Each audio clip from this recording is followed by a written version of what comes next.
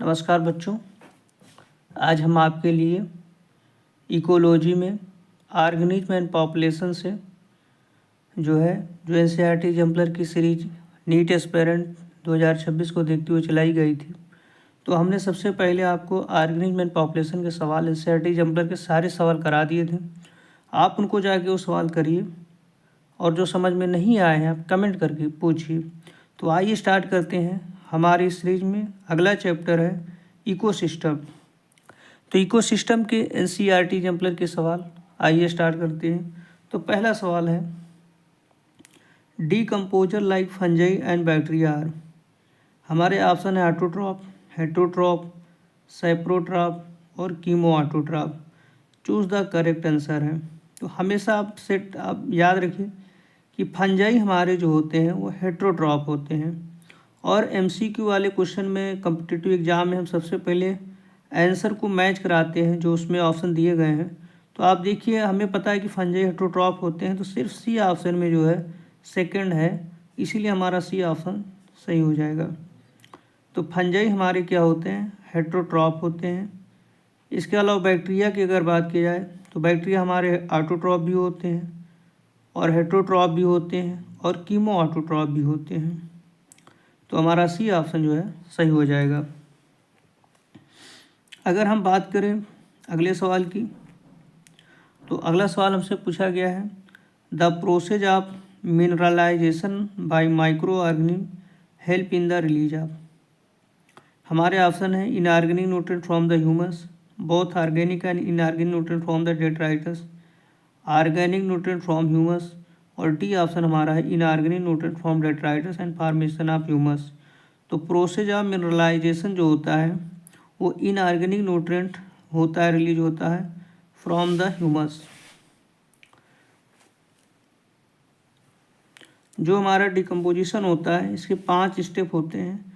Fragmentation होता है, leaching होता है, कैटाबोलिज्म होता है, ह्यूमिफिकेशन होता है और मिनरलाइजेशन होता है। तो स्टार्टिंग के हमारे जो 3 स्टेप होते हैं फ्रेगमेंटेशन, लीचिंग, कैटाबोलिज्म, ये साथ में चलते हैं और उसके बाद ह्यूमिफिकेशन और सबसे बाद में मिनरलाइजेशन होता है जो कि माइक्रो ऑर्गेनिज्म द्वारा रिलीज होता है। ह्यूमस से इनऑर्गेनिक न्यूट्रिएंट रिलीज होते हैं। तो हमारा सेकंड का पहला ऑप्शन सही हो जाएगा। आइए थर्ड क्वेश्चन करते हैं। Productivity the rate of production of biomass express in term of. तो जो प्रोडक्टिविटी होती है वो rate of production of biomass को हम एक्सप्रेस करते हैं या तो मास के टर्म में या एनर्जी के टर्म में।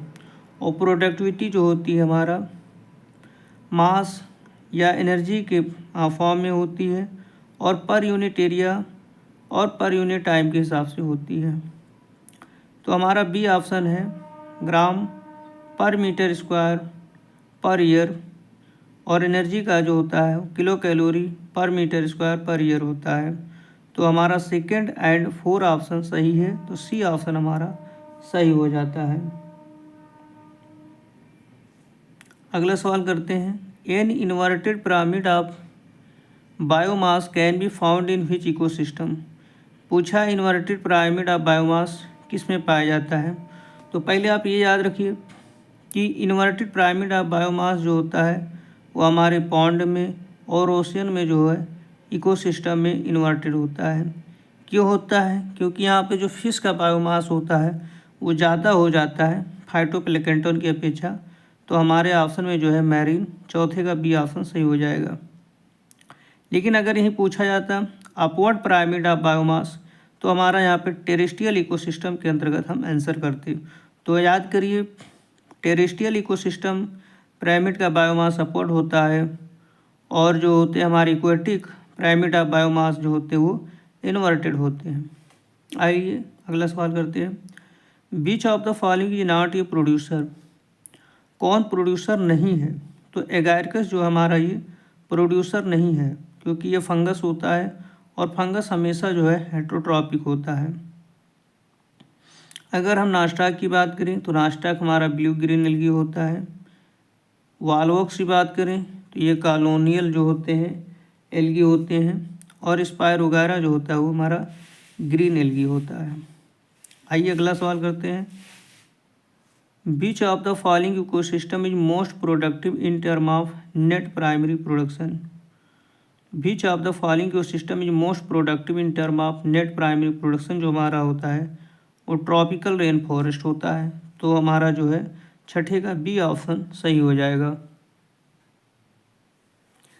किसी भी प्लांट की जो मोस्ट प्रोडक्टिविटी होती है या नेट प्राइमरी प्रोडक्शन होता है ये डिपेंड करता है उस एरिया में कितने प्लांट की स्पीसीज हैं और उसके इन्वायरमेंटल फैक्टर पे डिपेंड करता है। तो जो मोस्ट प्रोडक्टिव होता है वो ट्रॉपिकल रेन फॉरेस्ट होता है, क्योंकि ट्रॉपिकल रेन फॉरेस्ट में बहुत ही ज़्यादा प्लांट स्पीसीज पाई जाती हैं। आइए अगला सवाल करते हैं। अगला सवाल पूछा गया प्राइमेट ऑफ नंबर इज। तो प्राइमेट का जो नंबर होता है ये आइदर अपराइट होता है या इन्वर्टेड होता है। तो हमारा सातवें का सी ऑप्शन सही हो जाएगा। आइए अगला सवाल करते हैं। Approximately how much of the solar energy that fall on the leaves of a plant is converted to chemical energy by photosynthesis.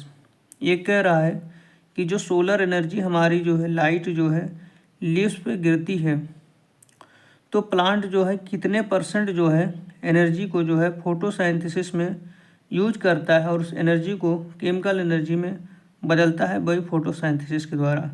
तो केवल 2 से 10% सोलर एनर्जी का वो यूज करता है जो है हमारा फोटोसिंथेसिस में फूड को बनाने में। तो हमारा आठवें का बी ऑप्शन जो है वो सही हो जाएगा। आइए अगला सवाल करते हैं। Among the following where do you think the process of decomposition would be fastest. पूछा है कि डिकम्पोजिशन जो है कहाँ पे फास्ट होता है। तो ट्रॉपिकल रेन फॉरेस्ट में जो होता है डिकम्पोजिशन फास्ट होता है, क्योंकि डिकम्पोजिशन के लिए मॉइस्चर होना चाहिए, एरोबिक कंडीशन होनी चाहिए, ऑक्सीजन की सप्लाई होनी चाहिए। तो जहाँ पर चीज़ें मॉइस्चर कंडीशन होंगी, ऑक्सीजन ज़्यादा होगा, वहाँ पे डिकम्पोजिशन फास्ट होगा। तो हमारा ट्रॉपिकल रेन फॉरेस्ट जो है वो सही हो जाएगा। तो हमारा ये ऑप्शन सही है। अगला सवाल है how much of the net primary productivity of terrestrial ecosystem is eaten and digested by herbivore. ये कह रहा है कि नेट प्राइमरी प्रोडक्टिविटी कितनी हुई टेरेस्ट्रियल इकोसिस्टम की ईटन के द्वारा और हर्बीवोर के पास कितना डाइजेस्ट होके पहुंचता है। तो केवल 10% जो है वो पहुंचता है। आइए अगला सवाल करते हैं। If the carbon atom fixed by producer already have the past through the 3 species the trophic level of the last species would B. तो आइए सवाल करते हैं। तो आइए एक बार फिर इस क्वेश्चन को पढ़ लेते हैं। क्वेश्चन था हमारा कि if the carbon atom fixed by producer, अगर हम प्रोड्यूसर के लेवल पे कार्बन एटम को फिक्स करते हैं तो ऑलरेडी है पास थ्रू 3 स्पीसीज और फिर 3 स्पीसीज तक पास करते हैं तो the trophic level of last species. ये पूछा लास्ट स्पीसीज का ट्रॉपिक लेवल क्या होता है। तो आइए स्टार्ट करते हैं। तो क्या है समझते हैं। If the carbon atom fixed by producer already है pass through 3 species the trophic level of last species would be tertiary consumer होता है। तो आइए समझते हैं कि कैसे टर्शरी कंज्यूमर होता है। तो सबसे पहले हमारा प्रोड्यूसर होता है जहाँ पे कार्बन एटम फिक्स्ड किया गया है।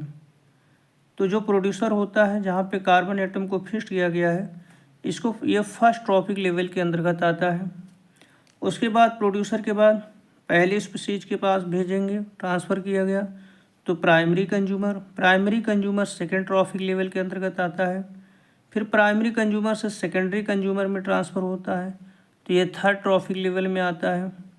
और सेकेंडरी कंज्यूमर हमारा टर्सरी कंज्यूमर में जाता है तो फोर्थ ट्रॉपिक लेवल में आता है। तो हमसे जो क्वेश्चन कहा गया है कि कार्बन एटम को 3 स्पीसीज तक ट्रांसफ़र किया गया है, यानी कार्बन एटम को टर्सरी कंज्यूमर तक जो है ट्रांसफ़र किया गया है। तो लास्ट स्पीसीज हमारी क्या है, टर्सरी कंज्यूमर है। अगर ये पेपर में ट्रॉपिक लेवल पूछा होता तो फोर्थ ट्रॉपिक लेवल हमारा ऑप्शन सही हो जाता। आइए अगला सवाल करते हैं। Which one of the following type of ecosystem expected in area when evaporation exceed precipitation and mean annual rainfall is below 100 mm की जो होता है वो डिजर्ट का होता है। और लास्ट का सवाल है हमारा है एडबिक फैक्टर इज रिलेटेड टू। तो एडबिक फैक्टर रेफर टू ये हमारे सॉइल के लिए जो है एडबिक फैक्टर होता है। तो बच्चों आप ये सारे सवाल कर लीजिए। जो भी क्वेश्चन अगर समझ में नहीं आ रहे हैं तो आप कमेंट करके पूछ लीजिए, मैं आपको फिर से समझा दूंगा, एक्सप्लेन कर दूंगा। और आप हमारे चैनल को सपोर्ट करते रहिए, लाइक कमेंट और सब्सक्राइब करते रहिए। नमस्कार बच्चों, मिलते हैं नेक्स्ट क्वेश्चन में, नेक्स्ट चैप्टर में, बायोडायवर्सिटी एंड कंजर्वेशन में।